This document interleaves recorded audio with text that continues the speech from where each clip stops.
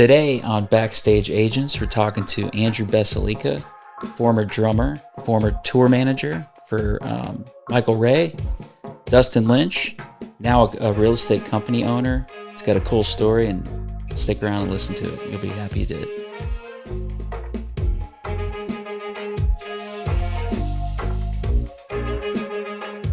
We're with Andrew Beselica.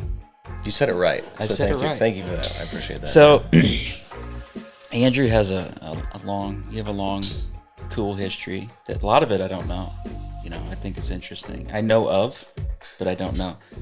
But I would like to tell everyone for sure. I met you when your real estate license, the ink wasn't dry. That's correct. Yeah. Yeah. Right? How did you get hooked up with this guy? You didn't even have your license yet. No. We, a former family member of mine, was partners with Dan and his firm.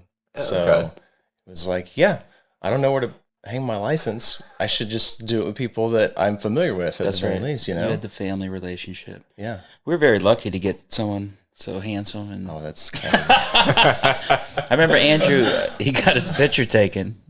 And gosh, yeah. He didn't have his top button. Yeah. Because we try to do something different. Yeah.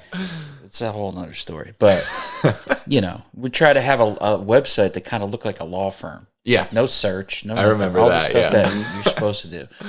It was different. It was cool. But I'm like, we're going to have suits. We're going to look different. We're going to, you know. But Andrew had his button. So they had to like Photoshop your button closed. I think you maybe go back and do new pictures, actually.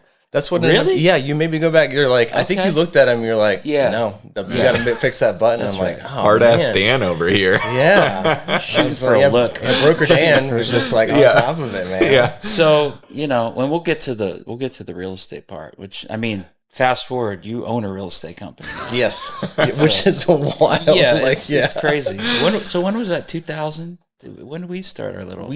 No, it's 2020. Yeah. Oh my God. Mm-hmm. Feels like a lifetime ago. Have you found that owning a real estate company has added? How long have you owned one now? Since it's been a year, actually. All right. So how long? How many years has it taken off your life? A lot. Yeah, for sure. Yeah. I think it's 1 for 10. Yeah. You own a real estate. It takes 10 years. Just my experience. Man, the loan I closed, mine might have been higher. Yeah, I think the loan I closed on Wednesday took 10 years off of my life. Yeah, that seems like every loan. No, right. But not to get up like too much on a tangent. Yeah. It's like yeah. So now you own a real estate company. I do. Yep. It's called the Frame Group. The Frame Group. Yes. Okay. Yeah. So you went from settle down south, then you went to work at in Mount Juliet. Mm-hmm. What was her name? Sherry Mullins. At Mullins Realty Group, who I just salted the earth. Yeah. I can't say enough nice things about. One of my favorite people. Great. So, yeah. And then now you own a company. Mm-hmm. Okay. So the cool thing though is what got you to settle down. I mean, everything prior to all that. Like, we're here to talk about that. Okay. I know you're a drummer. Yes. You are a drummer. I mean, I could start from the beginning if you want. Come on, man. Okay. Let's talk about it. Because we never actually Yeah, did man. that, we're here. Okay. No one's watching. Yeah. I've been playing music my entire life, and I was always into drums. I think I've been playing drums when I first moved to town. You could clock it 10 to 12 years, something like that. But I was always a rock drummer. I never had the taste for country. It just wasn't interesting enough, honestly. It's just not complicated, and I think you could appreciate that. We all probably can. 3 or 4 chords. There you go. 3 chords or strings. Yeah. I don't think I played more than 3 root notes last night. That's it. Yeah, you could fall asleep on stage and do your work. It's sorry, kids. Things. Yeah, sorry, kids. So I was playing rock drums, and I was I had this bright idea. I'm like, well, I can kind of see myself being in the music business, but the band that I was in at the time was kind of that emo, screamo sort of a vibe. Because, in Florida, that was kind of big. You have bands like Under Oath, A Day to Remember, and things like that are in that scene. And I was trying to kind of mimic that sound, like a lot of younger bands were. But I kind of realized pretty quickly that, maybe that was a little bit too niche, and it wasn't going to be something that could sustain me for a long time. So I'm like, okay, I need to go be practical. My dad's a practical guy. He's like, just go to school, do something that you can make money. And so I'm like, I'm going to go to law school, right? Okay. Just kind of that's what's going to happen. I was a poli-sci major, and that was a logical conclusion. So I ended up doing pre-law, and I go to take the LSATs, and I'm like, I never studied for a test in my life ever, right? I had straight A's, the whole thing. I go to take the LSATs. I guess like I think I was a 140 was the lowest you could score. I think I scored a 142 or 143. Congratulations. I was yeah. I mean, it was Setting records. demoralizing. Yeah. Yeah. I'm like, I never faced that kind of challenge before. So I study for the first time in my life for like 3 months straight. I get a tutor, the whole thing. I go back. I'm like, I'm gonna rock this thing. This is gonna be great. 142. Really? I don't know how I got the same score. Like literally nothing improved. So I was like, okay, well, clearly I don't know what I'm gonna do. So I just ended up selling cell phones at AT&T. That was like one of my like second jobs that I had. Florida? In Florida, yeah. Where in Florida? It was in like Central Florida. So like Mount Dora. Yeah. Yeah. Yeah, it's like the retirement capital of like the world, basically. That's right. So There's horses in Mount Dora. there was a lot. Yeah. Yeah. I'm from Florida, man. What part of Florida? Naples. I didn't know you're from Naples. I was born in Pennsylvania, but raised in Naples. Okay. That's right. That makes more sense. Collier County, baby. Yeah, yeah. Ching. No, we're the poor people. We fixed the toilets. My family. Oh, really? Yeah, we did. That's like a big business nowadays. You know what I mean? Like a lot of millionaires. Yeah, I mean, you could make good money fixing toilets. Yeah. But you'll never feel like you have any money in Naples. Well, not in Naples. You could have millions of dollars and always feel poor. Yeah. Not that I did, but I know people, they spend their whole life that way. You'll never be rich in Naples. Yeah. Just Unless when you are. Just when you think. Just when you think, When you think, then you meet a guy that owns everything. And you're like, oh man, I did it all wrong. How'd you get? Well, my dad made a little part that goes in every motor from here till eternity, and we owned the patent. Yeah. And we own this part of the beach, that yacht, and 4 more homes, brownstone. So anyway, Mount Dora ain't that like that. No, it's definitely not like that. No. Anyway, I cut you off there. Oh no, you're good. Where was I? I'm trying to think where was that? Oh, Selling cell phones. oh yeah, selling cell phones, right? Yeah. So I'm like, I graduated, like I at least did that, and I was like, okay, well, I'll just get a decent sales job. So I do that for a while. I'm still kind of like gigging around town, nothing serious.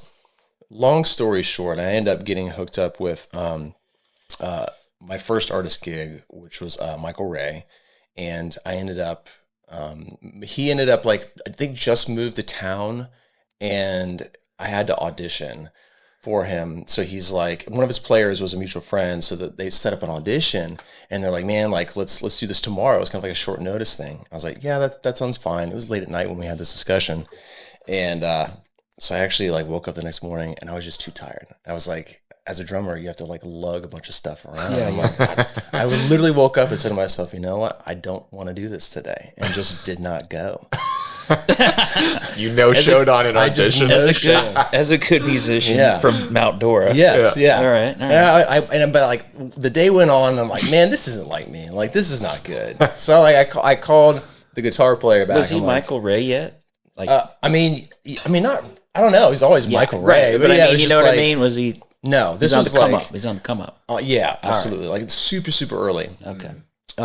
So I end up calling him and saying, hey man, like let's give this another go. He's like, yeah, that's no problem. So I go and I do the audition with all the guys. It's a good vibe, and they call Michael and say, hey, like you need to calm down because you just moved to Nashville. So come down to Florida and just see this drummer. Wow. So he's like, yeah, and we ended up. I think 3 or 4 days later, doing like an actual audition, and he's like, "Yeah, let's do this." So I think the whole band was like in Florida for a while, like playing, and because most of his shows were in Florida, which was great. But then it was like kind of the situation where everybody sort of felt like we needed to make that move to Nashville because like you kind of have to be here to like be in it. Yep. Like most of us have experienced. So I one day packed up our stuff. Like my story was I had a Scion XB, like one of those big boxy like cars or whatever. I threw my drums, everything that I owned in there, and just drove up. I'd never been to Nashville in my life. Nice. And I just drove up and just stayed with Michael. And then like the rest of the band followed, and we all kind of like congregated together basically. What year is it? Oh God. This was probably now, I think 14 years ago. Okay. Something like that. Yeah. Yeah. So all around the same time. Yeah. See, it's cool. It's like everybody has that story of that's when I packed up my van or my Scion. Yeah. Yep. My minivan. Yeah. Oh, dude, threw all my shit in a minivan, and we all took the plunge. Yep. There's something to be said for that, like, sort of mindset. You know what I mean? It's like, dude, I don't know what's ahead of me at all, but I'm just gonna, like. We also had nothing that we owned either, right? It was just like, it all fits in a car, and how sad is that? You know what I mean? That's where we were at. Like, okay, yeah. It was. I mean, it's wild to think, looking back, like, my 18-year-old self moved away from everything that I knew, did not know a single soul down here, and I'm like, yeah, I'm moving to Nashville. Yeah, and it's amazing how many people do that, and it's like a huge decision at 18 years old, and it's now like, if I had to do that now, I'd be like, no way. Absolutely. Like, yeah. No way. Well, your whole family's going, this is it. You know, this is where we've taken 18 years. He thought he was going to be a success, and now it's all going to shit. You know what I mean? That's it. You know? Threw his life away. Yeah, he threw his life away. Didn't get that. Isn't that lawyer that we thought he'd be? No, definitely not. Got paid for that tutor. Yeah. What a waste of money. Golly. Yeah. But so you got to Nashville. Then what happened? So the truest story is there was, I think, 6 of us that lived in a 2-bedroom, 2-bath apartment, right? Like, we were roughing it, like most people did. And, you know, the way we were touring was like in a van and a trailer. So it was really, really tough. Not in a bus. Not in a bus. No, we never did I think it was like 3 years we traveled, maybe 2 with Michael, where it was just, you know, van and a trailer. It was hard touring. But we were all kind of like working like part-time jobs. I ended up stocking the shelves at Kroger for like a third-party company or whatever, that I would go in at 5 a.m. I would like merchandise the store. I would leave at like 2 or 3, and then we would do like, you know, we'd have to maybe leave that night to go do a show or whatever. So like it was, and that was just to try to pay the bills. Yeah. We were all so poor, even with like doing side jobs and everything else. We would have to get our furniture from the dumpster. Nice. In front of the apartment complex that we lived in. Like, bro, it's an ottoman. Yeah. Go for it. Somebody would toss it. We would be like, oh man, that's a great piece. That would go well. And we would all run out there, grab a couch or an ottoman or whatever, and throw it in there. Yeah. Like, and we were just like, it was kind of like this college mentality, you know what I mean? Like, we're just trying to like all take care of each other, like living on Hot Pockets and the struggle. Yeah. You're so broke you can't even afford IKEA at that point. Honestly, yeah. That's just what it was. Right. I mean, I slept on the floor after I graduated college for a year because I couldn't afford a mattress. Yeah. Nice. Yeah. Wow, dude. Yep. 100%, man. Hey, it's like a monk. Yeah. At one point, we actually, like me and our merch guy, had bunk beds. You know what I mean? That was where we were at. You know? It was really glamorous. Nobody cared. Yeah. I love this, man. Yeah. So that was like my intro into town. But all that to say, like, there's some people like you or like a lot of people that actually move here without a gig. So I didn't have to like do that. And I was really fortunate that was the case. I was up here and we were just touring, you know, and we were touring a lot, you know, just trying to get by essentially. So super, super fortunate that was the case. Nice. You play shows in Nashville? Not as many in Nashville. I think that's a misconception. I think with a lot of people is like, you moved to Nashville and everyone's like, oh, where are you playing in Nashville? It's like, no, we don't do that. Like we go, like we live here and then we go everywhere else. We're like, why do you move to Nashville? I'm like, I don't really know the answer to that. You know, like, it's close to all the places they listen to country music. Within 8 hours of everything. Yeah, essentially. So yeah, we were playing a lot. I mean, like it was weekend warrior style is what we call it, right? Like, you know about that. And yeah, it was pretty grueling. But luckily he ended up through happenstance getting a record deal. And you know, the label got behind him. We got put on some really big tours, and you know, we were able to actually just like play in front of real crowds, be on a real tour, and like get a real bus and that whole thing. So you took the ride with him when he got his first #1, and you were still playing drums at that point. Yes. Yeah, that's awesome. Yeah. So at one point I stopped. I had that sort of like another moment where I realized there was kind of like writing on the wall, and I was playing drums. I was having a great time, but I was like, man, there's gotta be like, I'm not really challenged. Mm-hmm. Like, what's the next thing? Like, I don't want to leave the business, but I want to like, you know, add to what I'm doing. So there was a need for a tour manager within his group. And I was like, well, you know, I've never done this before, but like, I'll do it.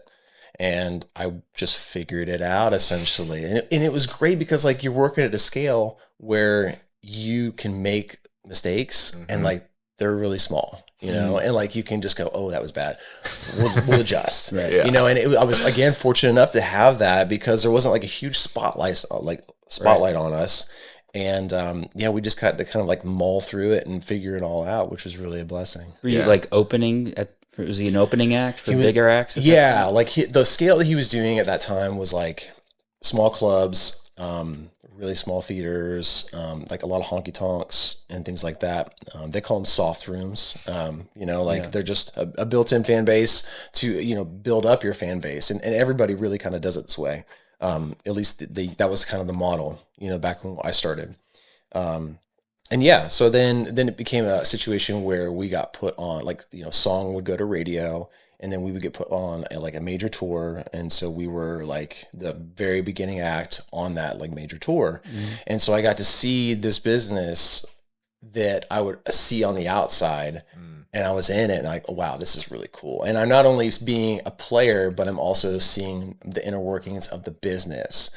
And I was, again, so fortunate to be able to have a lot of great mentors, like to help me through that process and like help me develop not only as a drummer, but also as a tour manager. And I was doing So both. you were doing both. I was doing both. Yeah, I did both for a long time. The kiss of death, as I say. Yeah. Well, it's like most drummers too. Like they become tour managers for some reason. It's like, I don't know if we're just like, we can do a bunch of things at one time. Yeah, I think because Mikey, Carly Pierce's old drummer, is love now, Mikey. now for her day to day or Yeah. something like that. So yeah, there's something about drummers moving into that management. Yeah. You guys can just, and I think you guys are so chill too. Like if everything is on fire, you guys can handle it a little bit better than You have everybody to. else. Yeah. Well, and you bring up Mikey. Like Mikey is like, people are like, oh, Andrew, like you're pretty chill. Like Mikey is like chill, right? Like, and he has to be. He's such a good. He was a tour manager as well too before he went to the office. Great tour manager. So and great manager, but.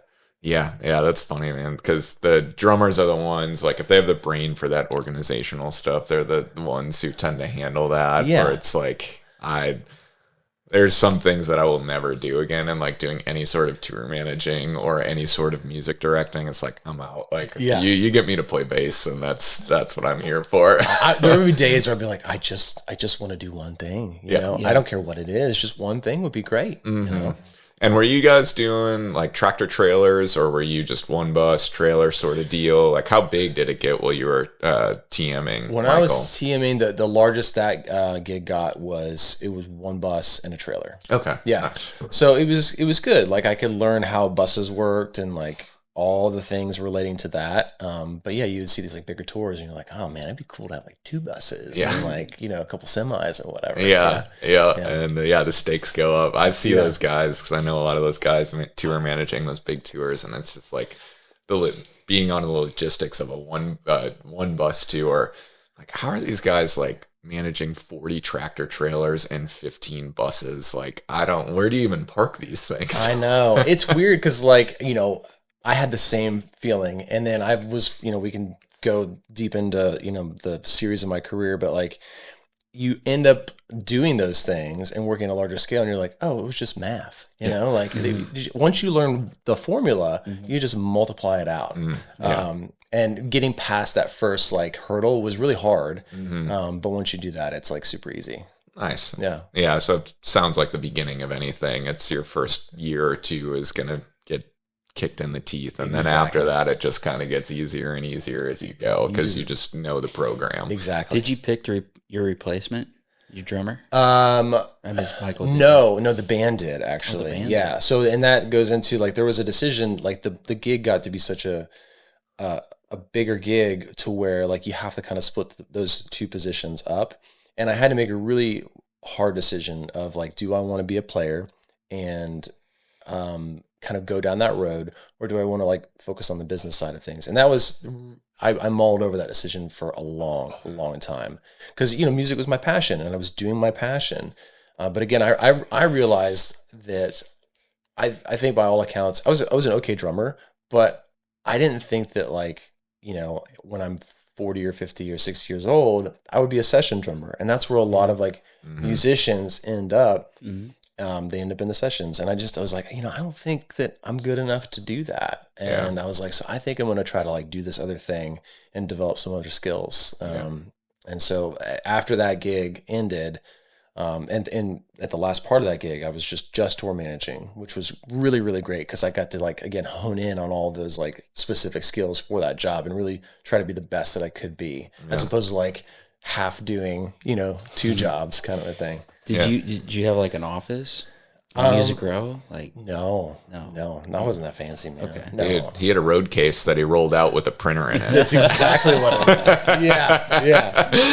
It was you like, wanted to label like, oh, I'm the tour manager. No. Never got like that. No, they tend to like not even pretend you exist until they need to be put on the list to get in the show that night. That's right. It can be. I always appreciate like the people in the office who like would come to like South Dakota. I would just like put my arm around the neck of like, I respect you a ton. You know what I mean? Because usually it's like L.A., New York, and then back. But we had a couple like good ones that are just like, we'll be out in South Dakota. Yeah. We'll get on a flight. We'll Yeah. do that and make your life easy. Yeah. So it's always funny doing shows in town, and people would be like, "Yeah, come playing the Ryman or whatever it is," and people would be like, "Can you get us tickets? Like, are you out of your mind right now?" No. Yeah, like no, I can't.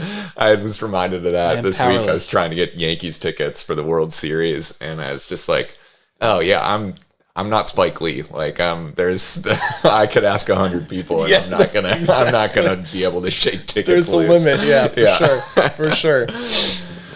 So, when did you jump from Michael Ray, and how did that whole thing go? Were you offered another gig, or did you step away from that before you came into another gig? It was a pretty seamless transition. Me and Michael's relationship ended, and everybody kind of just went their separate ways. Okay. And then I ended up calling a buddy of mine, David Stallings, who is tour manager for Dustin Lynch still to this day. And, they were in the market for an assistant. And that was something that, I'd never done because I had always been the tour manager. And for me, at that point in my life, I was looking for something that was a little bit more laser focused in a way where I could just kind of like, there was like, it's very task oriented, that position. And it was also at a bigger scale than I had worked at. So I was able to, I think he was at the time, maybe 3 buses and 1 or 2 trucks. So it's like, I can kind of get my feet wet, right, with this scale and not like be the guy. And also like help a friend out that really needed some help. Chris Hurst on that gig when you were doing it? Yeah. Love Chris. He's the best. He is like, me and him got along swimming. I could tell immediately that you and Chris would buddy up. I've played with Chris a bunch over the years in like this little church in Lebanon, and so I've gotten to know him, and he's a character amongst characters. He is. He's out with Billy Currington right now. Is he really? Yeah. I had no idea. Yeah. Oh, that's so cool. Yeah, so I was actually playing with a good buddy of his last night, Cole Phillips. So I love Cole too. Dude, Cole is. I love Cole. He's a great dude. So that's so cool. I love that. Yeah, that's nice too. Because like, I was so fortunate to be like a player and then do like the tour management thing, and I'm still connected to like all the players that I was like, constantly like working with and respected, and I love kind of like that aspect too. Can empathize. Absolutely. Yeah. Well, yeah, it's all about like, if you're going to lead a group of people, like you need to know where their heads are at. And it's difficult to get into the mind of a musician unless you've been one, it's just, it's a strange place up there. yeah, it can be for sure. Yeah. Absolutely. Yeah, Very dark. Yeah, dark. Definitely cobwebs. Yeah. Skeletons. Yeah. And like Ghosts. I always felt bad for our tour manager because especially in our group, like we would put that guy through the paces in terms of like having to deal with stuff, and like your job is managing people's personalities and basically like 10 people's personalities in the space of a college dorm. Exactly. And, like it's absolutely insane. It's like we had a guy in our group. He's like, you guys can't if you email me something, I'm not going to read it. So, cause he's like, I don't do email. Like, and it's like, the tour manager's like, okay. Yeah. I get, okay.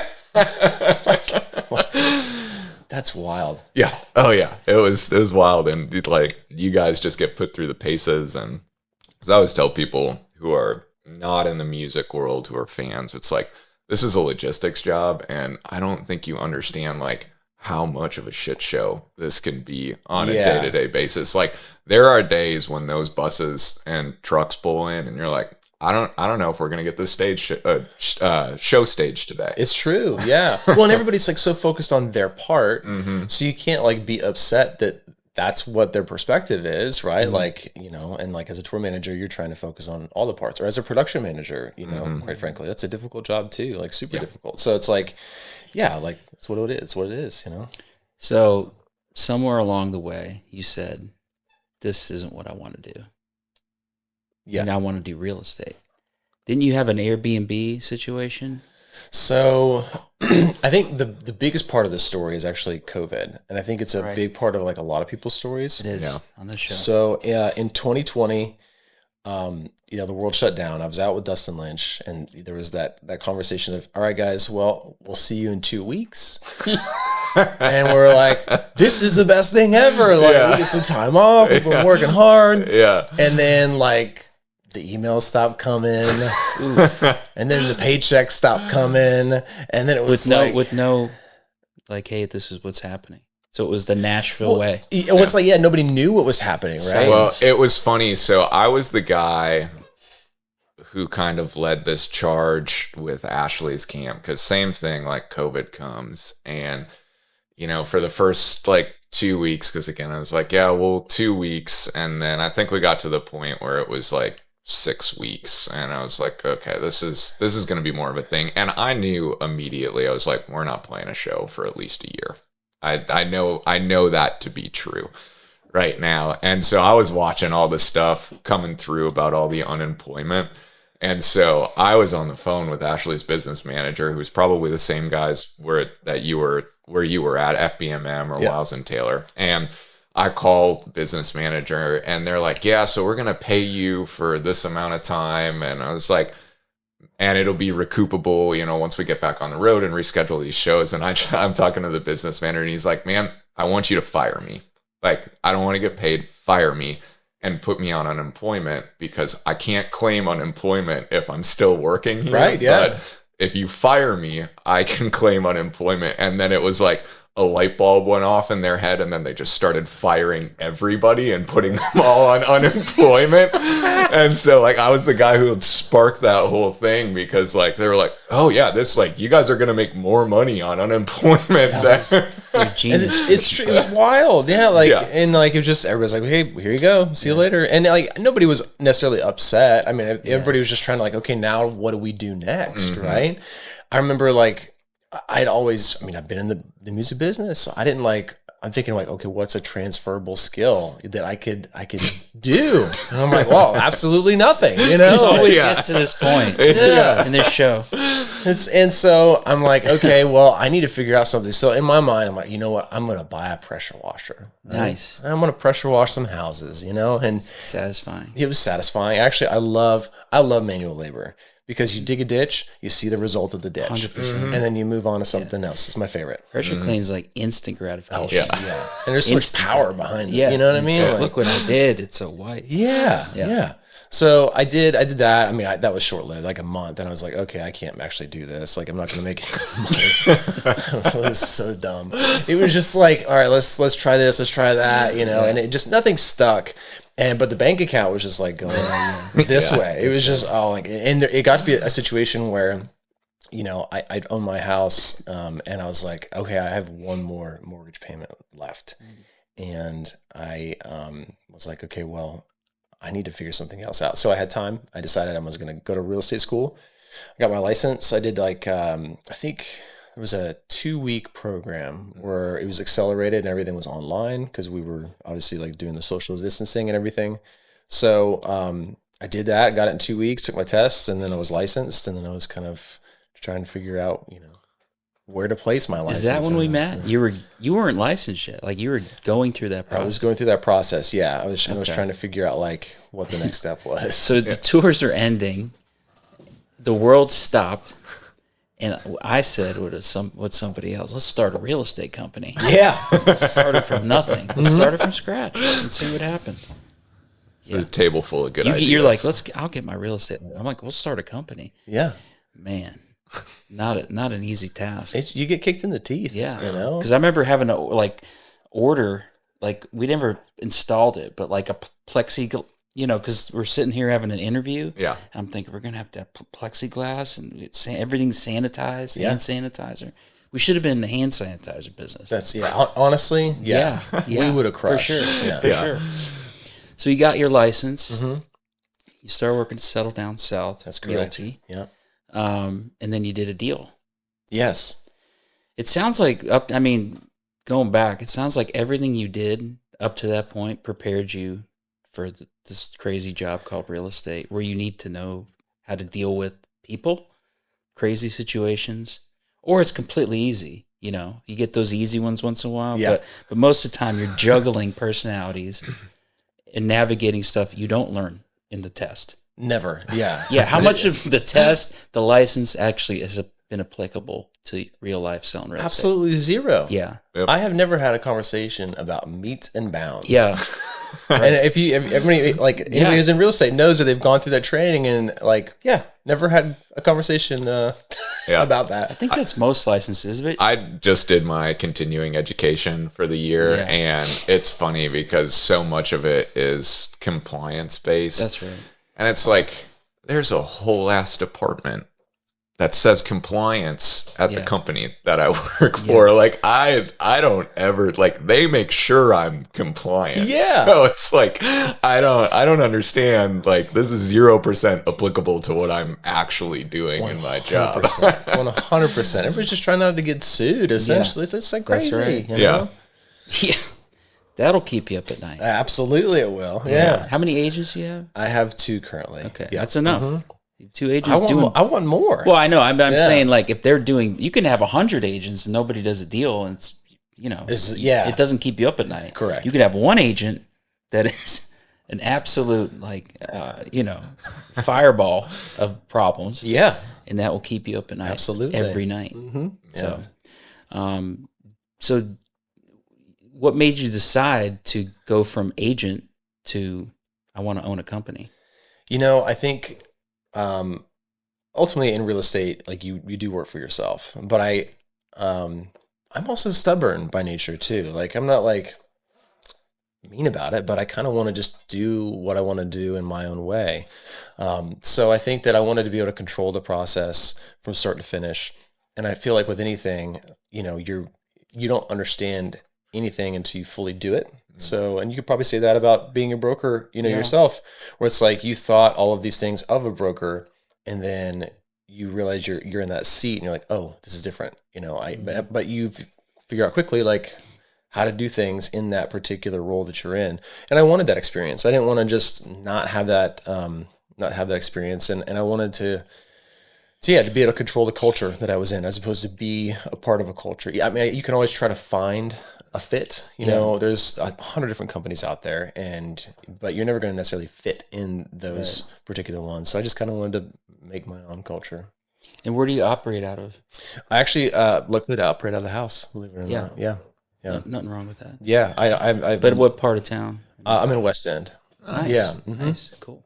Yeah, I love it out there. Nice. So, and not far from here. Yeah. So my favorite question to ask people is, what skills from being on the road and tour managing and being a drummer did you find were the most translatable when you went into real estate? Because I found in mortgage world, there was a ton of really applicable skills that I learned from being on the road and just navigating that chaos of logistics every day and personalities and so many traits. What were ones that you noticed that carried over really well when you started in real estate from music? I think one of my favorite, I've actually been asked this question before, and the job of like a tour manager specifically, and maybe like a lot of people in the crew, we share as people more commonalities than we do differences. And I think that that's my approach to the job. So whenever like I go to a venue for the new day, my job is to like, interact with like this venue person or the promoter and try to find a way to make it through the day to where they're happy, the tour's happy, and then we get asked back, right? That's the primary goal. So you're trying to find a way to bring everybody together, which is kind of not really what the world is like in a lot of ways, right? Whereas everybody's trying to figure out, their differences. I don't really have an interest in that. And so whenever I was, you stretch that muscle enough where you're trying to find commonality, you're trying to build a network of people that you trust and that you're going to see again. It's essentially the same thing in real estate. You're trying to find commonality between you and your client, or somebody that you're just trying to do help out with their deal, or whatever the case may be. So it's always about just bringing people together, as opposed to kind of like tunnel vision. And I think that's like a super valuable skill in real estate, but really in every business, truthfully. And then if you're the broker, you don't get the call until there's a problem. Correct. Right. Yeah. Is that the way it is in tour? Like everything's cool, and then there's like someone's drunk behind this, and they're not going to be there. Yeah. It's like there is, dude. The cleaners, like you remember that scene in Pulp Fiction when they call in? I forget who it is, the name of the dude, but it's like that's what the wolf. Yeah, the wolf. Yeah, they call in the wolf. Like that's what tour managers are there for, because you're on tour, and it's like everybody's kind of left up to their own devices. Yeah. And then it's so you're, people are out drinking or whatever. But if somebody gets arrested or like you name it, somebody is going insane, like the tour manager's getting the call and they're having to figure it out. Any time of the night. Yeah. Yeah. You probably, we'll leave all that out, but you probably dealt with lots of situations. Oh, I mean, the mortal people don't deal with every situation you could think of. Right. The like from the absolute like worst gut wrenching to just like, really, man, you know what I mean? Like, come on. Like, that's like being a broker too. Oh yeah. The more you do, well, your own deals, but as you don't have control of their deals, right? You don't have control of what they're doing. You know how you'd handle the deal, but you don't know what's going on. You hope the paperwork's being turned in. Yeah. I mean, I don't know how you guys do it over there, but I mean, the agent has to turn it in or put into some electronic system. I don't know what you got, but I never knew when I was owning the company I owned. I never knew what was going on. If I didn't hear from people, they could be in a deal. If they didn't let me know, I didn't know they need to turn in paperwork. Yeah, I'm not calling them. Hey, how's it going? A lot of them had other jobs. Yeah, so it's weird. Yeah, it's weird, and just like the music business, I think that's why. I don't drink, but I think that's why a lot of you'll find a lot of realtors at happy hour. Yeah. Oh yeah, cocktail hours early in this house for sure. Yeah, 100%. Broker opens. Yep. I was at one of those yesterday at 11 a.m. They're getting hammered at 11 a.m. Yeah. It's a tough gig. It's not for the faint of heart on any side of it. Just like music is not for the faint of heart. No. Like you have to be wired a very specific way to do it and then to be successful at it. Yeah. And if you're not, you will crash, especially on the road. You will crash and burn out there. Yeah, because it's all cyclical, right? Like some tours are great and some shows are great. Some are just bad, and like this has been a tough year for like real estate and a lot of agents and brokers and things like that. So it's like you have to have that mental fortitude to like push through it, make it a good day or make it a good year no matter what, essentially. Yep, and you could always tell on the road, like guys who were like good at that. Like I finally just got to the point where early on in my career, stuff would affect me pretty heavily, like how everybody else was doing and how the day was going and how the show was. And I finally got to the point in playing where I was like, you know what? I know at the end of today, a show is going to happen. Absolutely. and that's like the perspective is like, we're making music out there. Yeah. That's it. Yep. Everything else is like, what's the problem? Yeah. It's you realize, especially now being on the other side of it, it's like, oh, none of this stuff like all this stuff that I thought mattered when I was on the road, none of it actually matters. Yes. Like we're out here just like we're playing music. Yeah. And but when you're in it and you don't have that 40,000 foot view of it, like everything feels so important and so heavy. And then I just got to the point where I was like, I think we're going to play a show and I think it's going to be fine. I think so.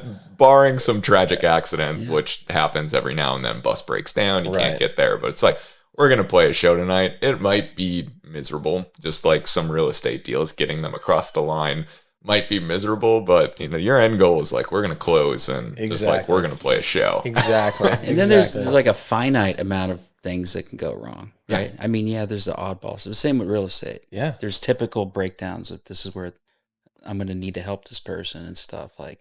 But once you get to this point, okay, Yeah. it's going to be fine. That's will be. that's what you need to say to people that are freaking out. It's supposed to close tomorrow, and this didn't happen, and this and it's going to be close, bro. Yeah. Especially here, like in Naples, because I mean this might not mean anybody, but if he had a 305, it's Miami.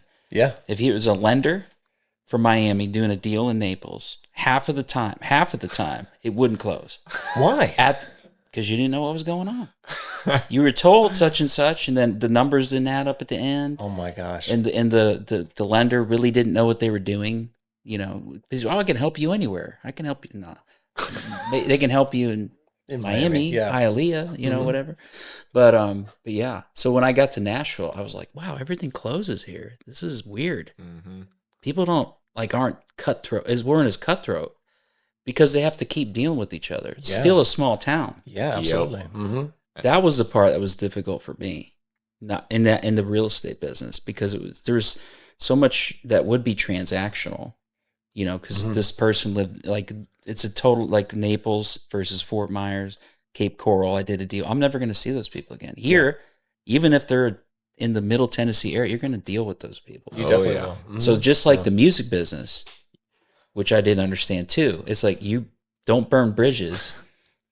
Because that's the only bridge. That's it. Yep. Yeah. You got one bridge in the music business, maybe, and word gets around. Yeah. If you're difficult to work with or whatever. Same with real estate. Yeah, absolutely. Yeah. I couldn't agree more. Nashville is still a very small town in that regard, and that's another similarity between the businesses, music and real estate. Like Nashville's a big city now, right? But it's like those industries are still very small town. Like you know very quickly, like agents that you don't want to deal with, lenders you don't want to deal with. Just like on the music side of things, it's like you know people who are tough to be around and that great players, but you never want to be on a bus with that person, or you know, and like everybody knows it, nobody talks about it, sort of deal. And it's just it's one of those things. Yep. And small town, so it's like you have to be if you're gonna burn a bridge, it's got to be intentional, and you have to know what you're doing because you're not coming back from it. No, absolutely not. Yeah. Yeah, we had a guy that talked about he had a book. Yeah, how to operate, that's so important. I think. I mean, we don't talk about it. Like, if people are like, you're 18, you're moving to town, you don't know what to do here. Yeah, you know. But I think in real estate, like, it's great that people act the way they do here. That's the way you should act. Yeah, you know, you shouldn't burn. You know, tell everyone to expletives. And I'm never going to see you again, But I think it is a better way here. I think it's a way that should be done in a lot of places. It's just easier to be nice to people, right? Like, you know, just be nice until like, look, there's moments in life where you can't, right? Yeah. Like you just like the rubber meets the road and you have to have a hard conversation. And sometimes that conversation doesn't go the way anybody wants it to go. Mm-hmm. But yeah, like it's just so much easier to like be kind and nice until you don't have that option anymore, you know? Yeah.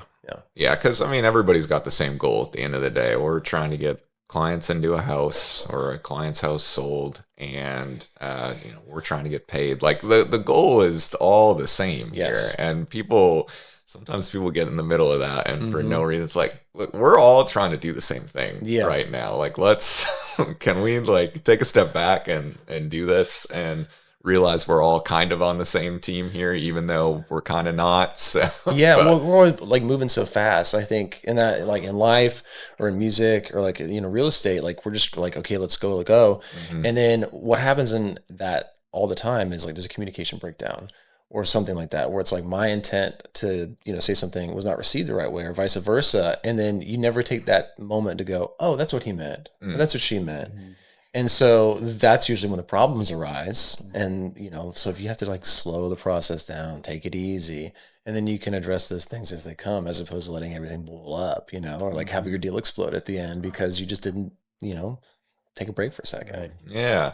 So as a broker owner, you said you got 2 agents working with you. How are you keeping people motivated right now in the real estate market that we're all living in? You know, it's tough. I think maybe the best way I can say is like I try to there's some core things that I want out of agents that join the firm, and maybe that's what keeps them motivated, to answer your question. So for me, like I want people, and this doesn't preclude anybody, but I want people who own their own home. That's like a big thing for me.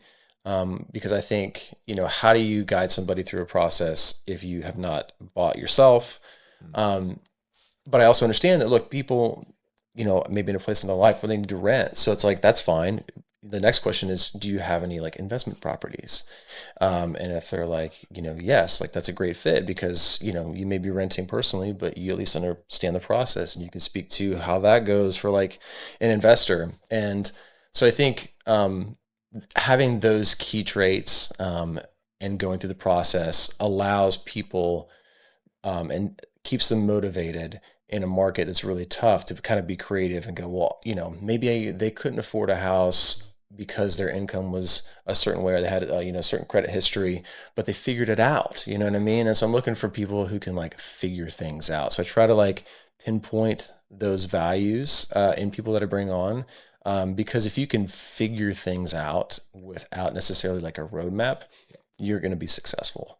Because there's no broker that has like a magic formula to sell houses or to help you transact or to motivate people to do that. You can't, right? you actually can't motivate people, right? Like they have to be motivated themselves. So it's like almost a non-issue. It's like, what are you doing in your personal life and your professional life that I can see that you will figure it out on your own, or like when you run into a problem, you're just going to figure out the solution. And I'm here to help you, get there faster is really my role. Right. So I don't know if that answers your question. Oh yeah. 100%. And there's so much of that. Like this is not a job where it's like, you wake up and you do these tasks and whatnot. Like there is no roadmap, and that like music's the same way. Like you move to Nashville, and I'll talk to a lot of guys who are newer to town, and they're like, "How do you go about finding gigs?" And it's just like, dude, there's no roadmap. There is none for this. Like you never know where that phone call is going to come from,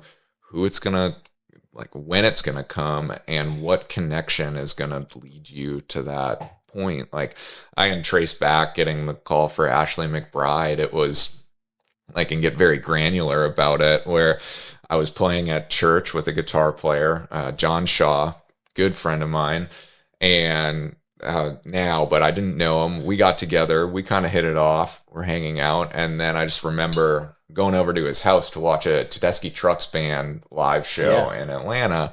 And we were just talking about gigs and kind of what I wanted, and I was looking one down, and then he gets the call for somebody, Ashley, looking for a bass player, and he's like, "Man, I think this guy is who you need to call, who'd be a good fit. I think he's looking for that." And it's just a random hang that led to a conversation that led to me getting that call and auditioning for that gig and doing that for 5 years and checking all my boxes. And it's, you never know. And real estate's the same way. What I've noticed, like, you never know when that person is going to call you and be like, "Hey man, I'm getting divorced," or "Hey, I want to buy a home," or "Can you, walk me through this stuff?" And it's just, there's no roadmap for finding that. It's just all about being in front of people and developing relationships with Absolutely. People. And I think too, like we always underestimate the value of luck as well too. And that's like a big thing. And sometimes just things happen, and it leads to a lot more things, but it's like you're saying, being in the right place at the right time. But putting in those reps, the relationships and things like that does really help your chances of luck. It's like luck favors the bold, I think is the expression. I think Voltaire said that maybe. Where it's like, you have to go out there and get it, and you'll get lucky after a while. Yeah. And it's like music. It's like I always tell people, it is 1% luck. Like there's that element that is luck, but there's 99% of this that if you're doing the right stuff, like you're going to have a career. You might not be playing stadiums, but same thing in real estate. You might not be closing $100 million a year, but if you put in the rep, like you're gonna have a living, and you're gonna be able to do this at a high level if you put in the work. Problem is, most people quit. Because it's tough. Nashville's a 10-year town for music, so and it's very much like, and everybody's friends with the same person. Who's gonna do the deal? who gets to do the deal, right? Yeah. You probably know Exactly. half of the same people. Oh, yeah, absolutely. They're all going to need loans. They're all Yep. going to need realtors. Yep. Who's going to get the deal? Mm-hmm. That's where the relationship really comes in. Yep. Right. 100%. And I think, as you said that, I think that could be an actual difference between mortgage and real estate, because if you don't do anything for real estate, like that phone will never ring. Yeah. It will never ring. Like if you're a lender, maybe you have no control over when someone's going to want a loan. Yeah. You have control over going to meet realtors. Mm-hmm. So that's the prospecting part of that. Mm-hmm. There's prospecting parts of real estate. I think that's what's changed the most. What does that mean? I guess it means the same thing, but how do you do that is what's different. Yeah, and it's different for everybody. Like for me, like lately, like if you this year's been a interesting year for everybody in this business, and I think my motto is, if you can't find a buyer, go be the buyer, and figure out a way again to go buy something and create a deal for yourself. And then lead by example. So like, if you bought an investment property, you're doing this, then you can call your buddies and go, hey man, I just did this. I want to show you, I think if, depending on what you need in your life, whether, what your goals are, maybe this might be an option for you. And, that builds trust. And it's just honest, right? It's just honest business. And you want to share the success that you've had with the people that are closest around you. So I think like that's been a way for me to not really intentionally prospect, where it's like, but let me just lead by example and kind of do what I feel like is right. And hopefully that leads to more things, down the road. And it's attracting. It's I don't. We're not going to talk about the law of attraction here, but I mean, if you put out good stuff, you will get good stuff that comes back. And versus just like what Settle Down South was all, this is direct, and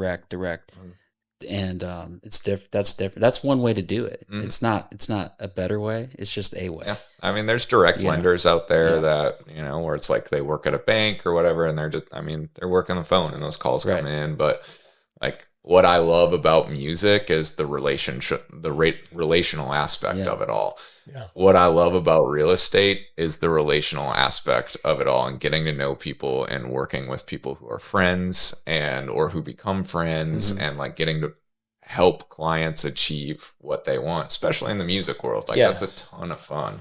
Yes. And the way to do that is just to be relational with people, as opposed to like music was like this. You always knew when somebody came around and they were sniffing for a gig. Yeah, for sure. You always knew when they're sniffing for a gig.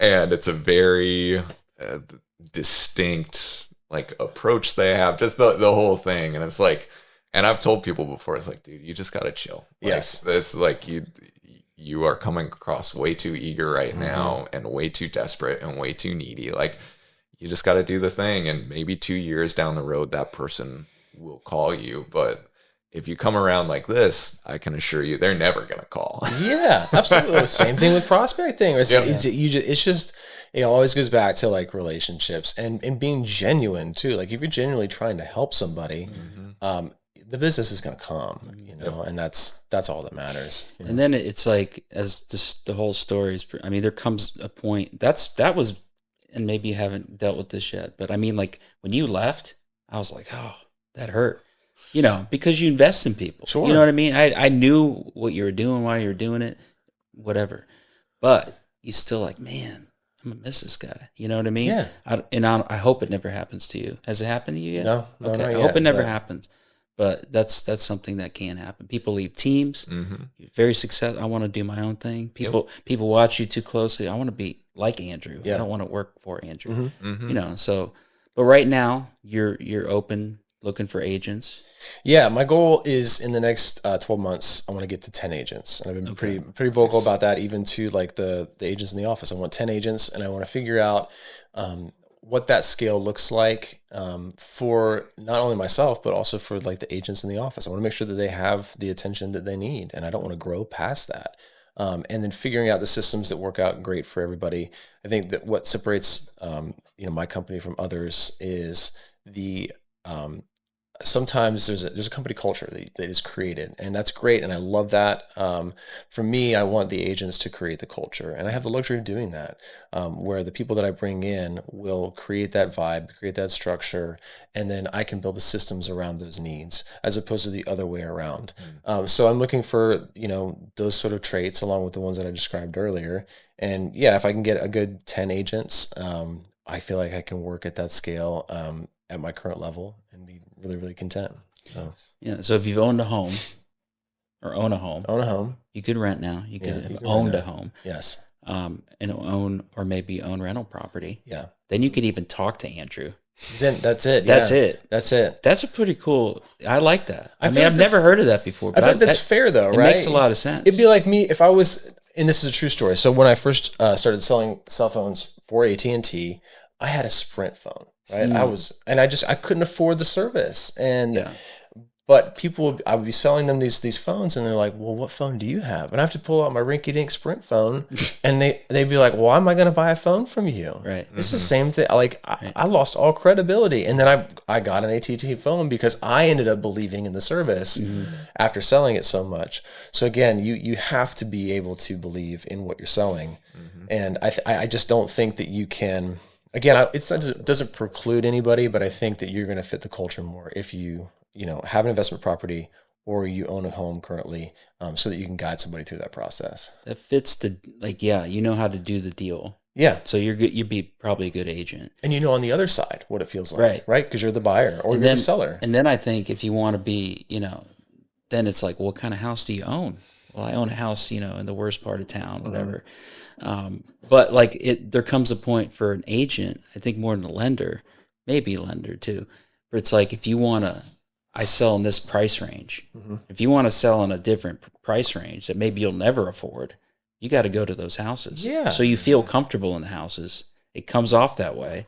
It's not like you're going into a $5 million house and you're just as blown away as you're more blown away than the people looking at the house. Yeah. Because they were used to it. You're like, like, oh my god, Sub-Zero, what's this? You have to, right? You have to kind of I had to sort of disassociate dollars from everything. I just think of them as like units now more than anything else. And just these units produce this sort of a thing.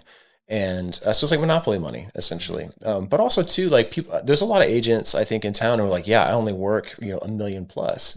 I'm like, that's dumb.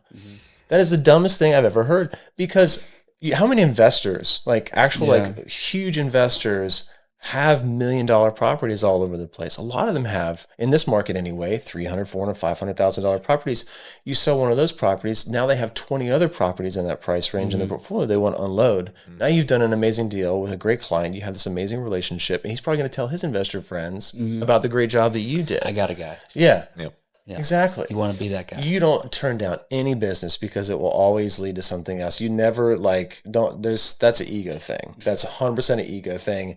And it's also just false. Like everybody's trying to look bigger than they are and better than everybody else. It's like, come on, man. Especially when you're brand new. Yeah. I mean, you got the nice suit and everything, but you don't know how to do anything. Yeah, dude. Music and real estate are so similar in that way, where it's like people who are just super chest out and very just trying to show everything. It's those are the parts of both of those industries that I hate. It's just can we just do our jobs here?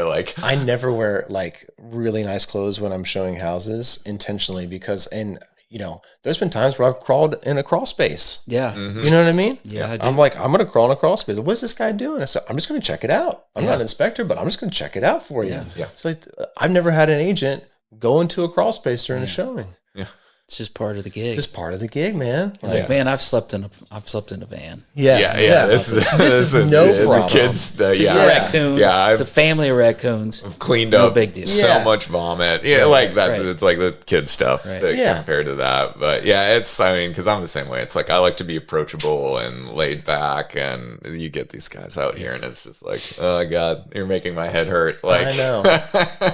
And it's same thing with music and real estate. It's guys, we're out here selling houses. We're not doctors. We're not we're not changing the world here. We're getting people into homes, which is a noble thing to do. But it's it's not what some of these people make it out to be, and it's entertaining watching those folks. It is. It's all show business. Yeah, it is show business. And look, there's an element to it, right? Like, we're in the business of sales, right? And I think that's, you have to be honest and candid about that. But at the end of the day, like, as long as you're genuine and as long as you're true to your word, like, people sniff through the bullshit. There's nothing wrong with sales. I mean, we were very sales. It was, but it's what I heard about sales. It's like you're leading someone in a direction where they ultimately want to go anyway, but you're just kind of taking them by the hand and helping them.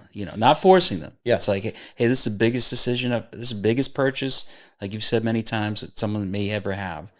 They need a little hand. It's going to be all right. It's going to be all right. It's going to be. And it's funny too, because like in music, like people get really turned off and weird about like talking about sales or kind of any business aspect until you're like on the business side of it, and then it's like it is hardcore business. Yeah, it is. like it's hardcore and savage. But for players and like guys out on the road, like I think they like to pretend for whatever reason that they're not in a sales job, but it's like you guys are in a sales job. You're in a town with however many musicians. There are maybe, let's call it 15 massive gigs in this town. There are 5 guys playing bass on every record coming out of this town. Yeah. Like, we all have the same skill.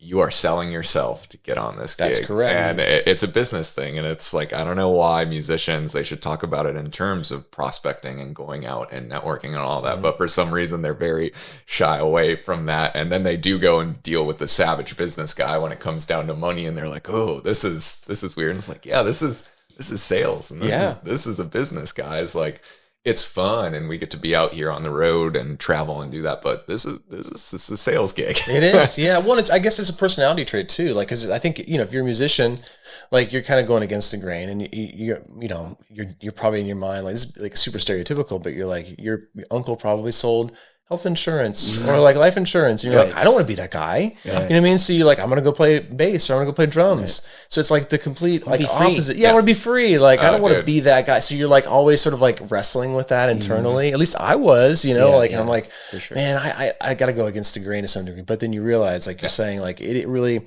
nothing happens until something is sold in life. Nothing happens. And it's just, it doesn't matter what it is, but that's just life. You know? And I always tell people, it's like you're either in sales or you're in sales support. That's exactly right. That's what sell makes it, be sold. Yep, that's right. That's what makes this economy go round. And it's super funny because I was like that when I was a kid. I actually got a tattoo on my arm of a robot when I was like 19. It's my corporate robot. And I was like, I'm never going to get a desk job. My mom, ironically enough, loan processor. I was like, I'm never doing that shit. Oh my gosh. And here I am. Like, I ate shit so bad on that one. It's like, now I'm doing loans for a living. So it's funny how that is. But like, glad I had that experience in music because it's like, oh, okay. When you're figuring out in COVID, it's like, what skills do I have? And it's like, oh, I have a lot of skills. Like, I just didn't know it and I didn't know what to call it. But you start listening to people talking. It's like, I think I can do this. Like, I think I have these skills. Like, that's basically what I'm doing out there. So then you go and do it. And it's like, oh, yeah, this isn't okay. This is great. Let's do it. Yeah, we've done the hardest thing ever. Like we talked about in the beginning of this conversation, we picked up all of our belongings and we just moved to a different city with no promise of anything. That's the hardest thing anybody can do. Yep. You're telling me that like you can't do mortgages or I can't sell a house? Live Get out off of here. Straight commission? Absolutely. Come on, man. Oh, yeah. No problems. Yeah, eat what you No kill. problems. Like, I always remember touring. It's like this time of the year would start rolling around and you'd be looking at your calendar and your bank account and going, how long am I going to have to make this stretch? And you just be waiting for the call from the manager to see next year's schedule and be like, all right, when are we, like, how long do I have to make this last? Because this is not good. So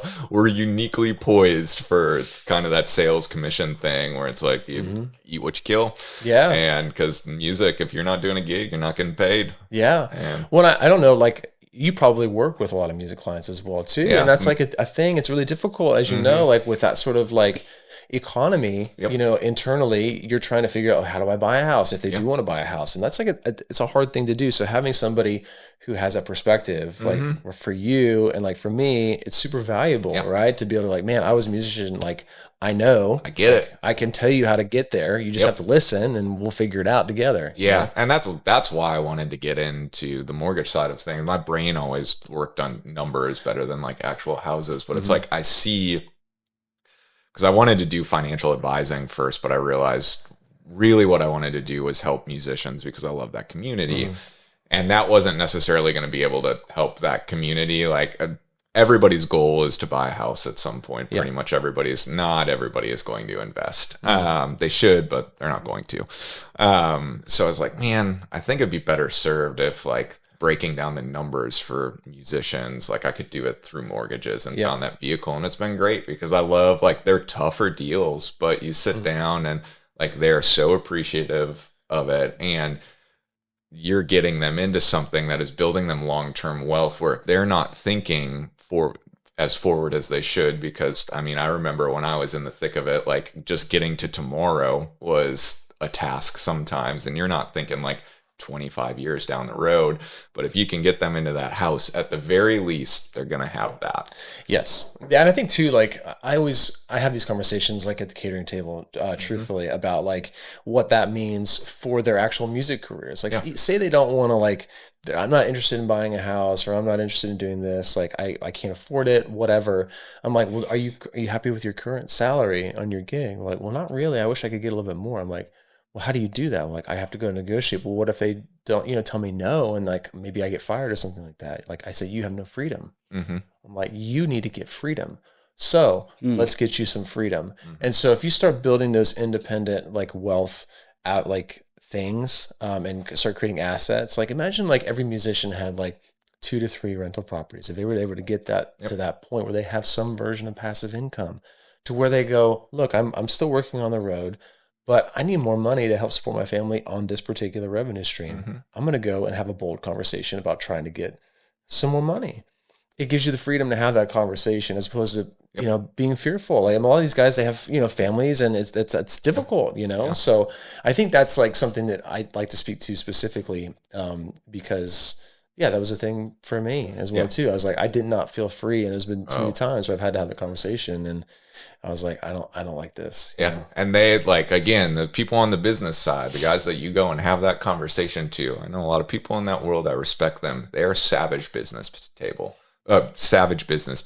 and they know that they have the upper hand in that conversation, because look at where we live. Right. And look at how many gigs there are, and look at how many people want to do that. Absolutely, So if you're going in and asking for more money, and I've seen this happen, like, you go in, they look at you, you have the conversation, you don't really get any sort of resolution, and then 3 days later you get a call and you're fired. There you go. Yeah. And then you have no income stream, and it's tough. And like, that's just the savagery of the music and the reality of the music industry. And I've watched that happen to a number of guys, and like myself included in that. I was thinking about making a switch, but my departure was not of my own manifestation, and it came earlier than I was thinking it was going to. And all of a sudden, real quick, it's like, oh, I have like no stream of income, and I got to figure this out quick. And you're scrambling because you're not making decisions based on, you're making like an immediate decision according to your needs, as opposed to like something that is really the best decision for your life, right? So like giving yourself, and it doesn't have to be like real estate, for example. That's just kind of like what the business we're in. Yeah. So it's like, it could be anything else, but that's a big thing for me. It's just creating freedom for people to have bold conversations and make decisions that will, like, not make them fearful of anything, and I'm a huge advocate for that. Yeah. At this point, you're completely detached from the music business. I will never completely detach. You can't, dude. No. It lives deep within your soul. I mean, besides that, the day to day. I'm still active in the day to day. Yeah. Okay. I will always stay in the music business until I'm not, Same way. Yeah. It's one of those things. I remember John Mayer a couple of years ago did this Instagram post. I'd probably still have it somewhere, but he did like the Ask Me Anything. And this was a period coming out of where he had not toured for several years.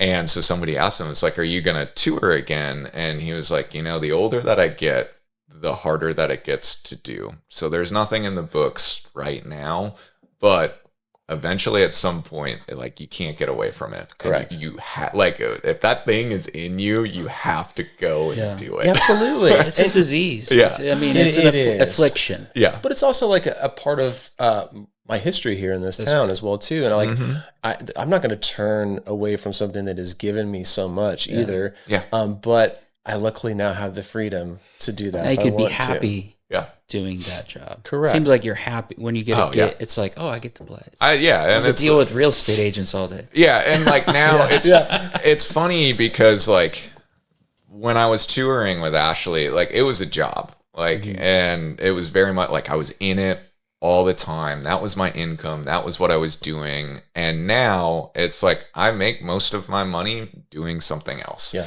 And so now like playing music, it's like I'm going to go crack a beer, play some songs, and have a good time with my friends. That, and I don't care how much I do care how much I'm getting paid, because you still don't want to be taken advantage of, but it's not weighing on my mind as heavy, where it's like, I'm going to get what I think I'm worth, but I don't need to fight to the death over it. Like if a business manager says no, and then I don't want to do it for that amount of money, it's okay. I don't have to. Yeah.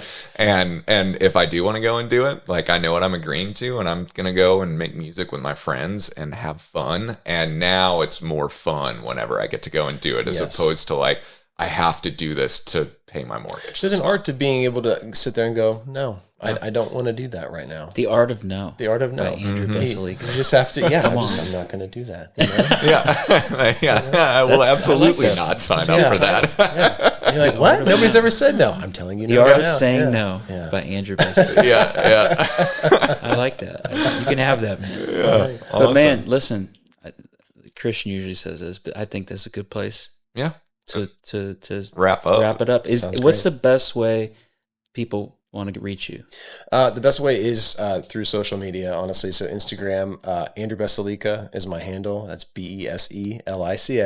It's hard to spell. And again, you can find all the links to my companies and what I'm doing there. Awesome. And rental properties. Rental properties, all that kind of stuff. Yeah, it all kind of like spreads out from there. Yeah. All your businesses. Yep.